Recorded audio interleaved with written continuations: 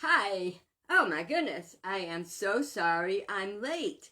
I just was having trouble with my phone and everything, and I'm hoping that this isn't going to cut out in the middle like it did the other day. I'm hoping not to have to do that again. So let's just center ourselves and welcome back to our book study of Rise of the False Gods. Tonight, we are going to be talking about corporate or collective sin. Oh, I know you're probably getting tired of sin, I mean, how many ways do we have to look at it? Well, I'm going to tell you why I am going over it so often and so thoroughly.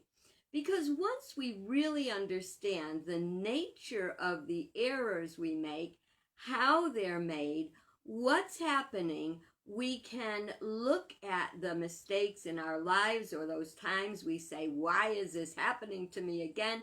And then we can look at the sin, the error that is behind it. So, it's like if you were going to medical school, you wouldn't learn about just one kind of, you wouldn't want to learn about just one kind of disease or one kind of germ or whatever. You have to learn about all of them. So I know this is probably getting a little wearing on us, all this sin talk, but we've only got like 3, maybe 4 more nights to look at it. And it gets pretty juicy when we get to the 7 deadly sins. That one's kind of a fun one. Can you have fun, sin? Well, if it wasn't fun, nobody'd sin, right? Remember again, we're talking about errors, people, the mistakes we make that bring suffering on an individual and collective level. Okay. Tonight's probably going to be a little short because it's a short topic. It's kind of, we've had all our build up. Tomorrow's going to be a little longer. So, because it's a bigger topic. So, let's see, my little note to myself. So, I'm focusing for this long period of time on sin because it is a way of understanding the different types of errors we make and to come to understanding about them. I don't know that I've discussed this in this book study with you or not before, but there was a time when I was definitely a spiritual explorer. I was searching for deeper understanding of the world and how it works and why it works that way. And one day I was walking down the street and somebody put a book in my hand. And it was a free book. Well, free books. How could you go wrong? The book was called Dianetics, the Modern Science of Mental Health. Seemed pretty good. So I read it. The book was written by L. Ron Hubbard, who started the Scientology movement. Some of the stuff was pretty interesting because it was about spiritual things and scientific things. Well, a lot of people, I don't know if they're aware of it or not, but L. Ron Hubbard was a science fiction writer. He wrote science fiction books. He also said one time, if you ever want to get rich, start a religion. I actually studied it, and you can get something out of just about anything. If you keep your mind open, but not so open, your brain falls out. And I did learn some study techniques. I learned, one of the things I learned was that you always have to have disorder before you can have order. As the camping season has moved on, we're still going pretty full force here because it's something people can do together as families, even during COVID because they're outside and they can keep distance and stuff like that. But what's happened is my house has gotten to be a little dusty and a little cluttery. Why? because I didn't put things in order. I didn't always put things away. I'd come home from the office after sometimes 12 hours. Then I'd go out and do campfire stories for the campers. And when I came in, I would be ready to just go to bed. I didn't think about cleaning. It's like, what's my one rule? No dishes in the sink. So I would wash my dishes and set up my coffee, which is my morning wake up. And but anyway, like he said, in order to have order, you must first have disorder. My house is in a state of disorder. Now, it's not going to be easy to just put it back in order. I have to take everything and make a bigger mess so I can clean it up. Do you ever clean out your cabinets? And in the beginning, it's not that bad. Then you start taking all the stuff out of the cabinet so you can rearrange it and put it back, and it gets pretty ugly. So it is with all principles. They work in a particular... We have got someone here who has been so needy the past couple of days. I'm not sure why, but she has. All right, now I know I was going somewhere with the whole Scientology and think, well, what happened at one point was I took a course called the Apprentice Scientologist course, HAS, the Hubbard Apprentice Scientologist course, I think. And in the course of it, I found, because my mind was open, but not so open, my brain fell out, I found things that did not mesh with what I believed in my heart and in my soul. So, what we're kind of doing during this, because we're using different words for sin and different kinds of sin, and it's kind of like taking stuff in our head, all the things that we said this is the way it is, taking them out, sorting them out, cleaning everything up, and then putting them back in order. So it's my hope, when we're done with this, you'll have a very orderly understanding. And another thing is to never go by, like if you're reading a book, if you come to a word you don't understand, stop then, look it up, find out what it means, because if you don't, you will never be able to catch up with what you were learning up to that point. Try it, and do feel free. If I'm talking here and there's something you don't understand, type in that question. Your questions are welcome. I may or may not be able to see them and get to them during the course of our time together, but I will follow up with you later. Also remember, go to YouTube and you can subscribe so you make sure you don't miss anything. All right, and just stop in and say hello like some of my friends have, and it's a good thing. Okay.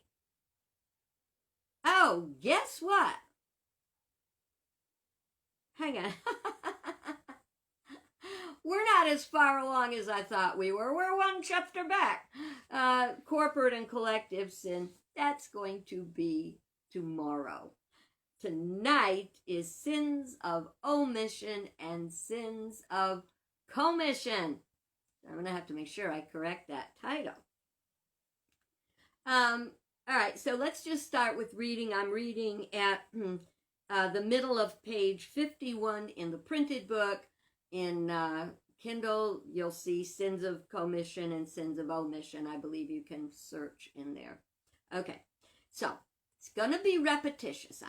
As you notice, I repeat and I repeat and I repeat. And the idea of the repeating is that when you hear what I'm saying, you're going to know how I'm going to finish that. That means you really, really got it. And you know what? The older you get, the more you need to do that. Oh, I'm not going to set up that belief. You will always be able to learn if you keep your mind nimble by continuing to work on it. Okay, so the word sin means missing the mark, falling short of divine perfection, which is the goal that we strive for. It does not mean one is inherently evil by nature. It means we made a mistake. Now, sins start in the mind as like a seed, as a possibility. And then if we think about it long enough and connect it with a feeling, that is where manifestation occurs through the creative process. Thought plus feeling equals manifestation. Okay. So it's how we feel about a thought that comes into our head, whether we continue on to commit, which means the word commit means to carry into action deliberately. You know, you don't we may call it a mistake because we don't understand the spiritual principles, but most of the sins we commit, we do consciously. We know we probably shouldn't do it, and we do it anyway. That's called a sin of commission. Okay. Here we get to one of my little pet peeves, okay? And I hope you don't get offended by what I'm saying. Try to just kind of roll with it. Roll it around in your mind. If you don't like it, chuck it out. You don't have to buy anything I'm selling, okay? All right. It's easy to say, oops, I made a mistake. And that's taking the error much too lightly. We should be looking more at, oh, Lord, I made a mistake. How do I not do that again? That's the key to learning. Now, there was a song that some of you may know, probably everybody, because it was a major bestseller. Of course, you know, time flies so much, and this is when she was much younger, Britney Spears, and she did a song probably, gosh, it could have been 20 years ago, and it was called, Oops, I Did It Again. You can probably sing along. Oops, I did it again. Well, it was like she said she made a mistake. She fell for something. She didn't, it just made me so upset because the mistakes we make that cause us pain and suffering, they shouldn't be taken so lightly as, oops, I did it again. Because that's like the people who like to go out and get totally wasted. And the next morning, they have a headache. They may not even remember what they did the day before. Come the following Friday, very often, they're out at the club doing it again. And what are they going to have? More suffering. But what they don't realize is that it is going to build up till it can really yes, I saw that Cheryl says that her daughter and friends listen to that song in the car forever, and I'll bet you know all the words that I don't know, because you know what, even if you don't think those words are getting into your head, they are. I am very careful when I listen to music, and sometimes I will, if I can't turn it off, I'll la over it in my head. Sometimes that happens even, and all my jazzercise teachers know this, because I'll be in jazzercise class, which I miss terribly because we cannot go yet. We're, especially with the numbers in Connecticut spiking, but they will see my face when we're jazzercising, and I've got that. I don't like the words to that song because every time you hear something, it's what is that word? It's made more of a habit in your head. Reaffirmed. It's reaffirmed. It's made firmer in your mind.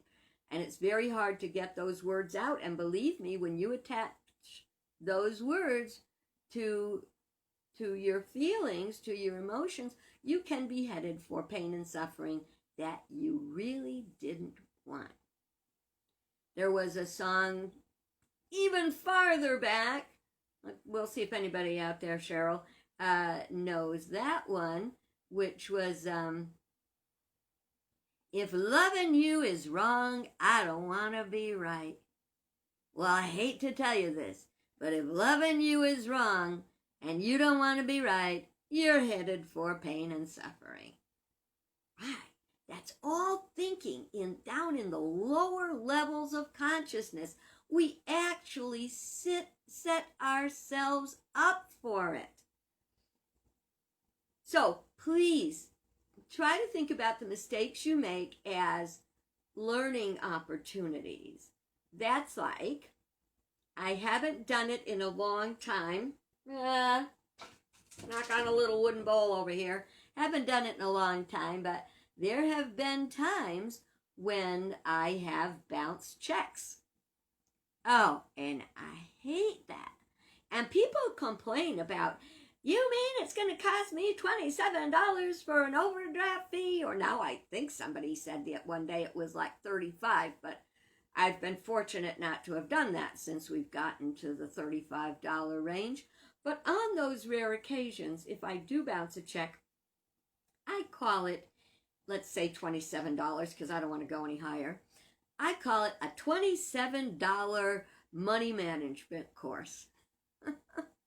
So what kind of courses are you getting? You know, are you getting a relationship course? What if we looked at sin that way instead? Okay. All right, so we move on. Negative cause sent forth brings a negative effect. It is always a good idea to consider the effects of every thought, word, and action we send forth. Okay, so sins of commission happens. Oh, take that back. Sins of omission happen when we don't do something we should. Sins of commission are things we know we shouldn't do, but we do it anyway. Saying nothing when we hear someone being falsely accused and not standing up for them or gossiped about is called a sin of omission. There are a lot of reasons we do this. We don't want to have someone get mad at us. We don't want to be a tattletale. Let's take a look at that for a second. The old tattletale thing. That is another ploy. There's tattletales, and today we hear the term whistleblower. Now, a whistleblower is what we need to be if we see something is wrong and we speak up with honesty and caring. That is, just call it being a whistleblower, truth speaker, whatever. When we are tattletale, that's when we say something to deliberately try to get someone in trouble.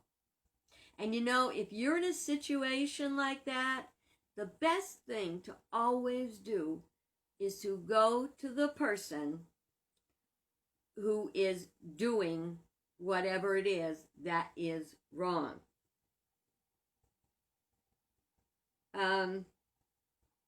Okay, it is a sin of omission to look away when sin, crime, error, evil, wrong is being committed. Here's a good one. Stealing cable TV. And I think we talked about this when we were talking about you shall not steal, but it's the same thing. Everybody knows somebody who at one point was stealing cable. It was easy. I know one time, and at the time, well, that was before my major spiritual awakening. It was a sticky situation. A friend of mine's husband worked for a building supply store. He built a new home. And a lot of that new home was built with stolen wood. I didn't know it till well after the house was built, and I think I probably was in the category back then of not blowing any whistle on anybody because I didn't want to get in trouble. I didn't want someone, and along with that, I did not know firsthand. That could have just been gossip. So to do something that would have maybe made me a tattletale if I didn't know for sure. Now, on my first anniversary, when I got married in 1964, first time, and my first anniversary was 1965, And my husband's best friend brought over to me, as an anniversary gift, a lawnmower, what do you call that? A power mower. And that was very nice, except that I found out he'd stolen it. Now, I don't want to have a stolen thing in my house. And at that time, I was not going to call out my husband's best friend. Perhaps I should have.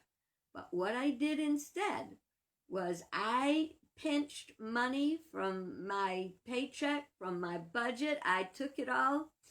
I put it in an envelope. And one night, when it was very dark and nobody was around, I went to that dealership at that lawnmower shop, and I slid that envelope of money under the door. And it was then that I felt good. Yeah, my husband's friend wasn't held accountable, which he should have. But the thing is, I couldn't have it. I just couldn't have it. Oh, you all think that's pretty interesting? I think I might have said it in an earlier gathering. On my 21st birthday, another one of my husband's friends stole me a 33-pound turkey for my birthday. Well, I didn't know what to say. Couldn't bring the bird back to life. Had a big party. A lot of people were there. I cooked it. We ate it. But I did step on a bee. That was kind of a comeuppance. All right. And I thought this was going to be so short tonight. All right. So we have to make things right. And we have a gift that helps us make things right. And that is called our conscience. As we awaken more and more spiritually, we will be able to handle these things in a more spiritually mature way. So, they say evil can only exist when good people do nothing. Going back to the stealing, we can look at stealing cable. We can look at stealing lawnmowers from stores or turkeys from poultry farms. We can look at all those things, but when we look deep enough, we see that stealing, that sin, cost the store. And it cost us, because the prices have to be marked up to cover the store's losses. That is why we have to stay committed to truth. I don't know, I suppose I could have given that guy back the turkey and said, take it. I'm not dealing with it. But that was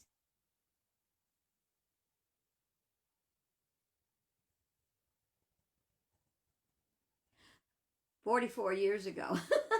And I still remember, and it still bothers me. Well, what happened though? I learned from the lesson. I learned from the experience. I learned how awful it feels.